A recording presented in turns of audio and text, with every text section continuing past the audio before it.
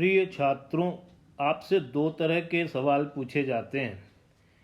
एक तो है इन्फ्लेशन का किसी अर्थव्यवस्था पर क्या प्रभाव पड़ता है, और दूसरा इन्फ्लेशन को किस तरह नियंत्रित किया जा सकता है। आने वाली स्लाइड्स में इन दोनों प्रश्नों के संक्षिप्त उत्तर दिए गए हैं।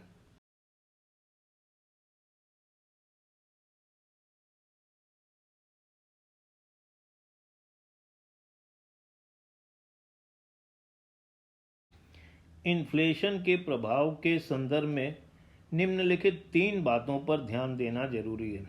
पहला यह कि अगर इन्फ्लेशन का प्रभाव सारी अर्थव्यवस्था पर एक बराबर हो तो उसका कोई असर वास्तविक अर्थव्यवस्था पर नहीं पड़ेगा।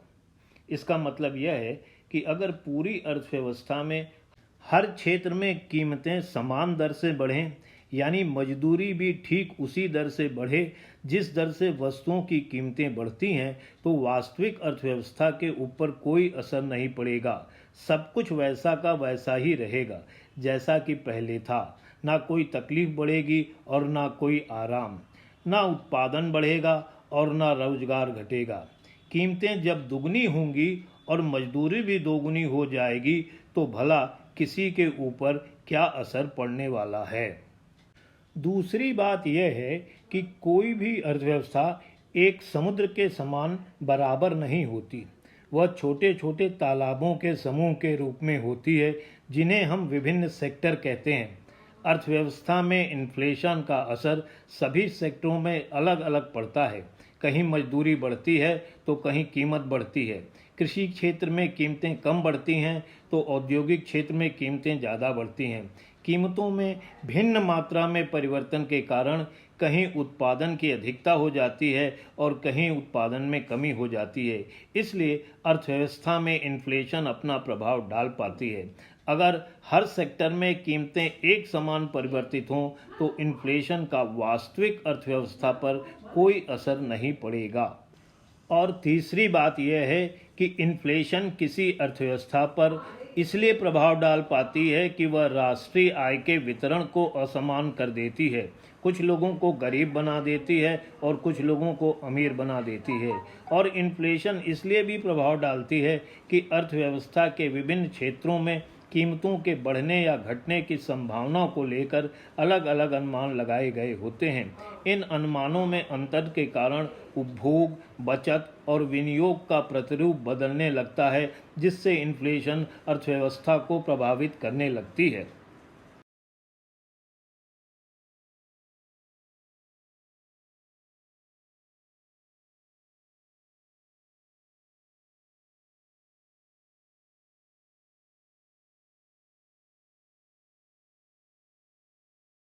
इफेक्ट्स ऑन डिस्ट्रीब्यूशन यानी वितरण पर प्रभाव। वितरण पर प्रभाव का मतलब है देश में उत्पादन के विभिन्न साधन, भूमि, पूंजी, श्रम, साहस, संगठन की आर्थिक दशा पर इन्फ्लेशन का क्या प्रभाव होता है। इन्फ्लेशन के कारण उन लोगों को नुकसान होता है जिनका वेतन पूर्व निश्चित होता है। इन्फ्लेशन बढ़ता चला जाता है लेकिन वेतन उसके अनुपात में नहीं बढ़ता है, इसलिए धीरे धीरे उनका वास्तविक वेतन कम होता चला जाता है। विनियोगकर्ताओं पर दो प्रकार का असर होता है। जिन लोगों ने ऐसी संपत्ति में विनियोग किया होता है जहां ब्याज की दर पूर्व निर्धारित होती है, बॉन्ड्स उनके पास होता है, वो नुकसान में रह जाते हैं क्योंकि कीमतें तेजी से बढ़ने पर मिलने वाले ब्याज पर वास्तविक जो रिटर्न है वो कम हो जाता है। लेकिन जिन लोगों ने शेयर में विनियोग किया होता है उनको कैपिटल गेन होता है क्योंकि शेयर के मूल्य बढ़ते चले जाते हैं। इन्फ्लेशन के दौरान उत्पादकों को सामान्यतः लाभ ही होता है क्योंकि उत्पादन की प्रक्रिया में समय लगता है।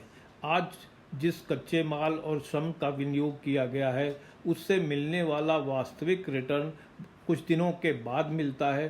तब तक कीमतें बढ़ जाती हैं और कीमतों बढ़ने का लाभ प्रोड्यूसर्स को मिलता है। इन्फ्लेशन के दौरान साहसियों को भी लाभ होता है क्योंकि ऐसे समय में आर्थिक वातावरण उत्साह से भरा होता है और धनात्मकता होती है। इन्फ्लेशन के कारण उधार देने वालों को नुकसान हो जाता है, लेकिन उधार लेने वालों को लाभ होता है, क्योंकि जिस कीमत पर वह उधार लेते हैं वो आने वाले समय में बहुत बढ़ जाती है और उन्हें वास्तविक रूप में बहुत कम चुकाना पड़ता है। किसानों को भी लाभ होता है, क्योंकि उत्पादन की प्रक्रिया में किसान 3 महीने बाद या 4 महीने बाद फसल को बेचता है और इस 4 महीने के दौरान कीमतों के बढ़ जाने के कारण उसे लाभ हो जाता है।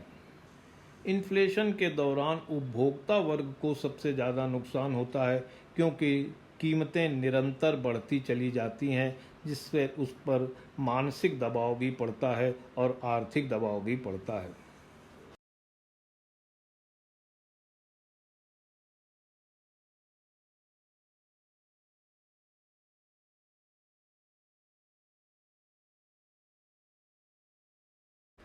यह माना जाता है कि अर्थव्यवस्था में अगर धीमी गति का इन्फ्लेशन हो रहा हो तो वह अर्थव्यवस्था के लिए अच्छा होता है, और यह भी माना जाता है कि अगर इन्फ्लेशन रुक रुक कर हो रहा हो, एक समय होने के बाद फिर कुछ दिन न हो और फिर कुछ दिन बाद दोबारा हो, तो वह भी अर्थव्यवस्था के लिए अच्छा होता है।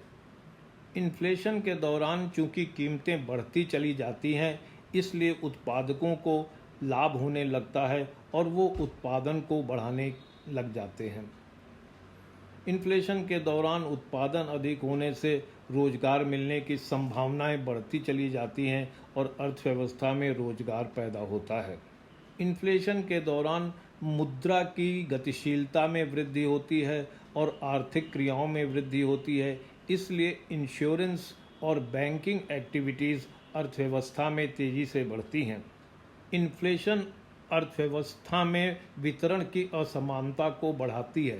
जो अमीर हैं उनकी आमदनी और अधिक बढ़ जाती है, लेकिन उनका उपभोग न बढ़ने से बचत में वृद्धि होती है, और जब बचत में वृद्धि होती है, अर्थव्यवस्था में तेज़ी दिखाई पड़ रही होती है, तो ये बचत करने वाला वर्ग विनियोग भी करने लगता है, इसलिए विनियोग की मात्रा भी बढ़ जाती है। देश में कीमतों के बढ़ने से देशी वस्तुओं की मांग विदेशों में कम हो जाती है और निर्यात घटने लगता है तथा आयात बढ़ने लगता है। ऐसे में ट्रेड बैलेंस अनफेवरेबल हो जाता है और जिसके परिणाम स्वरूप बैलेंस ऑफ पेमेंट भी अनफेवरेबल हो जाता है। इन्फ्लेशन के दौरान कीमतों के बढ़ने से सरकारी व्यय में तीव्र वृद्धि होती है और सरकार इसके लिए टैक्स भी ज़्यादा लगाने लगती है। कुल मिलाकर के सरकार के बजट का आकार बढ़ने लगता है। इन्फ्लेशन के दौरान विनियोग मांग में तेजी होती है और इसलिए ब्याज की दर में वृद्धि होने लगती है, परंतु यह माना जाता है कि इन्फ्लेशन के दौरान वास्तविक ब्याज की दर में थोड़ी गिरावट ही हो जाती है।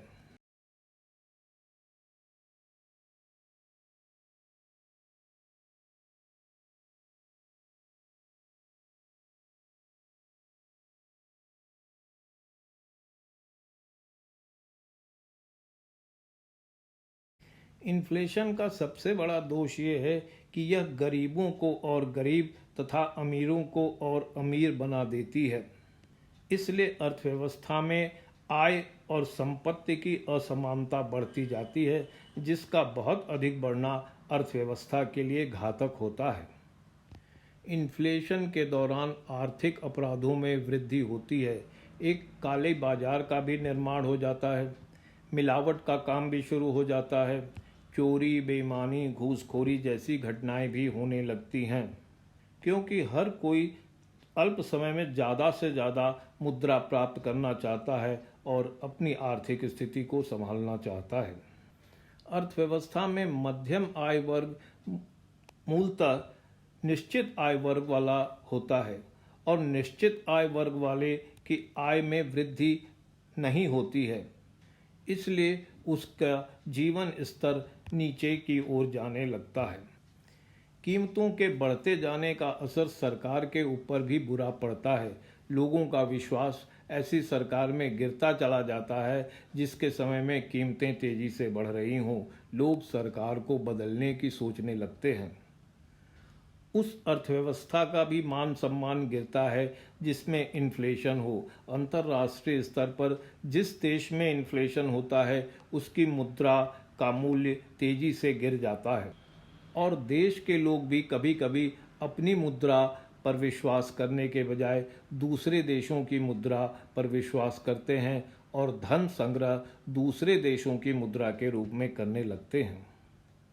इन्फ्लेशन का यह भी प्रभाव होता है कि कीमतों के बढ़ने से जिस वर्ग में गरीबी आ जाती है उस वर्ग में लोग एक दूसरे से कटने लगते हैं, अपने सामाजिक संबंधों को कम करने लगते हैं जिससे कि उनके ऊपर आर्थिक बोझ कम से कम पड़ सके।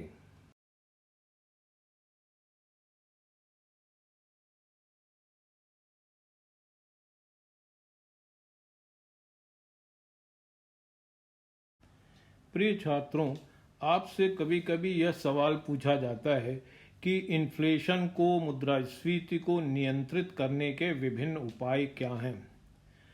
इन उपायों को हम तीन भागों में बांट देते हैं: monetary measures, fiscal measures and other measures, यानी मौद्रिक उपाय, राजकोषीय उपाय और अन्य उपाय। इसके अंतर्गत विभिन्न प्रकार के उपायों का प्रयोग किया जाता है। यह माना जाता है कि अगर अर्थव्यवस्था में मुद्रा की पूर्ति को किसी तरह कम किया जा सके तो हम मुद्रा स्फीति पर नियंत्रण कर सकते हैं। मनी सप्लाई को नियंत्रित करने के लिए सरकार और केंद्रीय बैंक अनेक प्रकार के कदम उठाते हैं जिनसे मुद्रा की मात्रा में कमी आती है। देश की मौद्रिक अर्थव्यवस्था को नियंत्रित करने वाला प्राधिकरण जैसे रिजर्व बैंक ऑफ इंडिया या केंद्रीय बैंक व्यापारिक बैंकों के ऊपर नियंत्रण रखता है और व्यापारिक बैंक लोगों को साख देते हैं, साख मुद्रा का निर्माण करते हैं।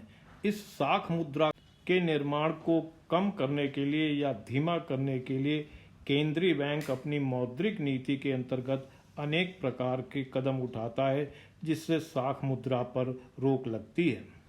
इसके साथ ही कभी कभी जब इन्फ्लेशन बहुत ज़्यादा होता है और किसी तरह से भी नहीं रुक पाता है तो सरकार मुद्रा का विमुद्रीकरण कर देती है और इसका बहुत तेज और सीधा असर अर्थव्यवस्था पर पड़ता है। विमुद्रीकरण का अर्थ होता है कि अर्थव्यवस्था में जो करेंसी नोट्स चल रहे हैं उनके बारे में ये कह दिया जाए कि अब वे नहीं चलेंगी। राजकोषीय नीति के अंतर्गत सरकार ऐसे समय में जब इन्फ्लेशन हो सरप्लस बजटिंग या आधिक्य के बजट का निर्माण करती है। आधिक्य के बजट के निर्माण का मतलब ये होता है कि आमदनी ज़्यादा हो और उसकी तुलना में खर्चा कम हो। इस प्रकार कुछ मुद्रा जो अर्थव्यवस्था में सर्कुलेट कर रही है वो राज खजाने में जमा रहती है और अर्थव्यवस्था में वस्तुओं और सेवाओं की मांग में कमी आती है। यह भी सलाह दी जाती है कि जिस समय अर्थव्यवस्था में इन्फ्लेशन हो सरकार को जनता से ऋण ले लेना चाहिए। ऋण ले लेने से अर्थव्यवस्था में मुद्रा की मात्रा में कमी आती है, वस्तुओं और सेवाओं की मांग में कमी आती है, इससे कीमत घटने की संभावना हो जाती है।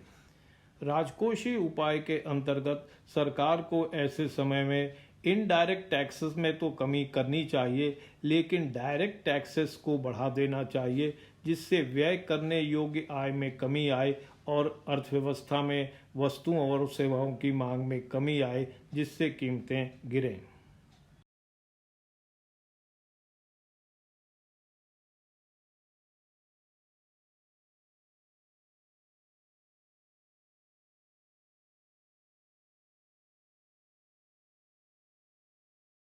मौद्रिक उपाय और राजकोषीय उपाय अप्रत्यक्ष उपाय होते हैं, किंतु कभी कभी जब अप्रत्यक्ष उपायों से काम नहीं बनता तो सरकार कीमतों पर सीधा नियंत्रण कर देती है। वह आवश्यक वस्तुओं के मूल्य सरकारी स्तर से निर्धारित कर देती है और उसी पर सामान को बेचना खरीदना पड़ता है। इससे अधिक मूल्य लेने पर दंड का प्रावधान कर दिया जाता है। कीमतें इसलिए बढ़ती हैं कि मांग अधिक होती है और पूर्ति कम। ऐसे समय में राशनिंग का और सार्वजनिक वितरण प्रणाली का प्रयोग किया जाता है।